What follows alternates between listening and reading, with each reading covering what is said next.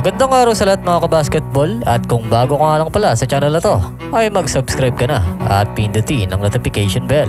Ngayong linggo ay makakarap ng Barangay Ginebra itong Hong Kong Eastern na guest team ngayon sa PBA. Kaabang-abang na matchup nga ito para sa Ginebra dahil masusubukan nga yung lakas ng lineup ngayon nitong Barangay Ginebra dito nga sa Hong Kong Eastern. Dahil syempre ay nadagdagan na naman yung puwersa nitong Ginebra sa pagpasok nito ni Troy Rosario. Yung debut game nga nito ni Troy Rosario dito sa una nilang nakalaban na NLEX Road Warrior ay nakapagtala kagad siya dyan ng 9 points Tapos yung laban naman nila sa Phoenix ay nakapagtala siya ng 14 points. Although medyo nangangapa pa yan dito nga sa Barangay Ginebra. Syempre kakabisaduhin pa niya yung system ni Coach Tim. Bali nakadalawang panalo na nga itong Barangay Ginebra at wala pa sila naging talo. At yung makakalaban naman nila na Hong Kong Eastern, pagdating sa standing ay pangalawa nga ito. At nangunguna ngayon ang Northport Batang Pier na merong 5 panalo. Wala pa sila nagiging talo dito Habang ang pangatlo naman itong NLEX Road Warrior na merong 3 panalo at 2 ang kanilang talo. At pang-apat naman itong Meralco Bolts na merong 3 panalo at 1 ang kanilang talo. Pang-5 naman ang Converge na merong 2 panalo at 2 rin ang talo nila. Habang ang San Miguel Beermen naman ay nasa ika-6 na pwesto na merong 2 panalo at 2 rin ang kanilang talo. Habang ang Barangay Ginebra ay medyo nasa ilalim pa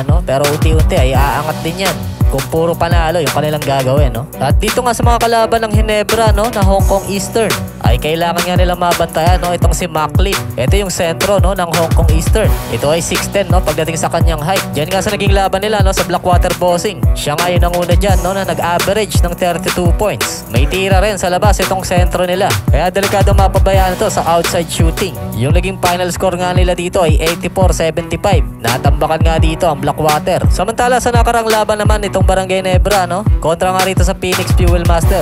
Si Scottie Thompson nga nanguna rito at nagtala siya rito ng 17 points. At ikalawa naman itong si Jappy Taglar na merong 16 points. At ang pangatlo ay si Troy Rosario na merong 14 points. At ikaapat naman si RJ Barrientos na merong 12 points. At ang ikalima ay si Justin Brownlee na merong 10 points. So hindi masyadong binabad si Justin Brownlee rito 32 minutes nga lang siya naglaro rito sa Barangay Ginebra. Syempre para maiwasan din ang injured at maihanda siya dito nga sa Hong Kong Eastern. At sa laban nga nila din sa Phoenix ay tambak malala nga sinapit itong Phoenix. 94-72 nga sa huling talaan. 22 points naging abante nitong Barangay Ginebra ron. At ngayong linggo ay tatalunin kaya nitong Barangay Ginebra itong Hong Kong Eastern.